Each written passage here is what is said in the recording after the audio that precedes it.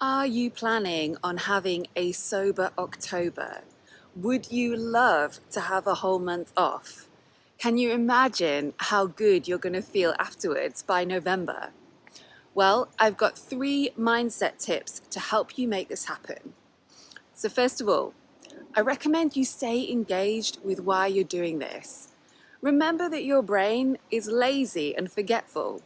It likes to think the same things over and over because that's the most easy and efficient. So when you're changing a habit and you're doing something like not drinking, your brain is unlikely to get on board with that straight away.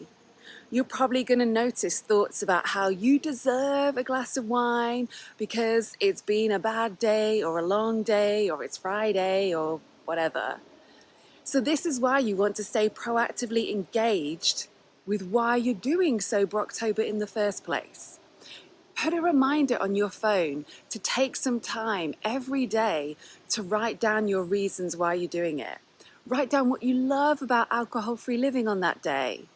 Don't just let your brain ramble unsupervised and do its own thing and then wonder why this feels hard. My second tip is for you to challenge some of your beliefs.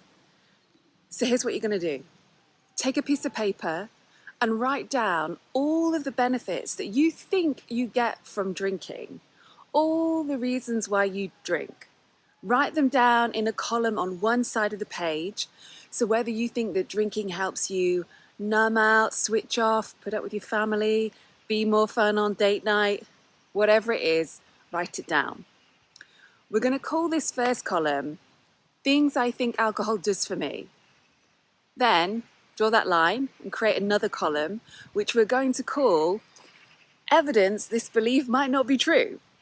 So, for example, if you are convinced that alcohol makes date night better, then in that second column, the evidence column, you want to reflect on those times when drinking actually didn't make things more special. Perhaps you've actually argued on date night after drinking too much, or you became distant or sleepy and distracted. That's important evidence to note down, because if you believe booze does a lot of stuff for you, then you've got to work through that, unless you want to always feel deprived and you want to always feel like you're missing out. I mean, one of the reasons that I can enjoy my sobriety so much is because I know I'm not missing out on anything. I've really done this work to see alcohol for what it is. And that is the place I help all my students get to as well. This is a core component, the mindset work of the Getting Unstuck course. All right, my third tip for you is to add some stuff in. So a big mistake I see people making during Sober October is they focus just on the gap, just on the fact that they're not drinking. They're so focused on what's gone and the absence, and then they kind of wonder why, come November the 1st, they're just so desperate to drink again. So rather than spending the month mourning what isn't there, use this opportunity to add stuff in. And I mean stuff you genuinely want to do. This is not about getting up early to run 5 miles and do press-ups unless you want to do that.